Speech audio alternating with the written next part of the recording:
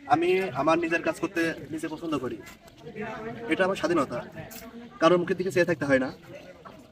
আমি আমার নিজের ভুলগুলো নিজে শোধরাতে পারি। আত্মনির্ভরশীলতা একটা শক্তি নয়, এটা আমার আত্মসম্মান। বৃষ্টির পর আজকের সকালটা একটু ভিন্ন, বাতাসে আসছে সতেজতার খুশি। আসসালামু আলাইকুম। সকালে উঠেই আমার চোখ গেল পাওয়ার টিলারের দিকে। হয়তো 1 মাস হলো এই টিলারটা ধোয়া হয়নি, ধুলি ময়লা জমে গেছে। বৃষ্টি এসে সব কিছু আরও ঢেকে দিয়েছিলাম। আজ ভাবলাম এটার সঠিক সময়, আজ এটা পরিষ্কার করব। অনেকেই মনে করে এই কাজগুলো ছোট, পাওয়ার টিলার ধোয়া, যন্ত্রপাতি ঠিক রাখা, গরুর গোয়াল পরিষ্কার রাখা, কিন্তু আসলে এই ছোট কাজগুলোই আমাদের বড় দিনের প্রস্তুতি। প্রতিটি ধুলো কেটে ফেলা আমাদের জমির জন্য নিখুঁত প্রস্তুতি তৈরি করে। আমার আমার যন্ত্রপাতিগুলো আমার হাতের মতো, সেইগুলো যত্নে থাকলে আমার মাঠের কাজ করতে অনেক সাহায্য করে, সব কিছু স্মুথলি কাজ করে। আর ওইগুলো যদি খারাপ থাকে, সবচেয়ে জরুরি মুহূর্তে এগুলো বিপদ ডেকে নিয়ে আসে।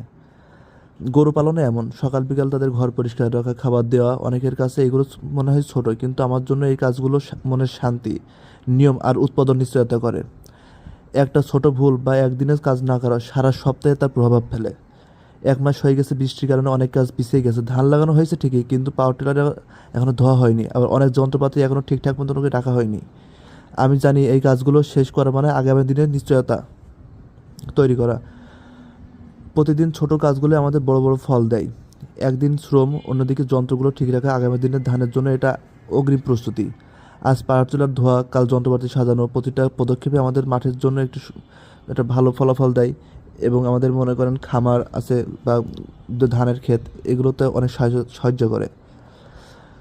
শোয়েব অ্যাগ্রো লাইভ থেকে দেখাই কীভাবে ছোট ছোট কাজগুলো এবং প্রতিদিন নিয়মিত কাজগুলো কীভাবে করি।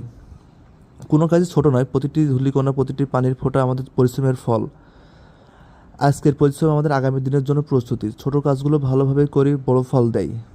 একটা ধোয়া টিলার, একটা পরিষ্কার যন্ত্র, একটা সুস্থ গরু, এগুলো আমাদের চাষের জীবনের সত্যিকারের শক্তি। ছোট কাজও ছোট নয়, আজকের যন্ত্র আগামী দিনে নিশ্চয়তা ধান। এই গল্প হলো একজন কৃষকের জীবন, ছোট কাজের ছোট ও বড় গল্প।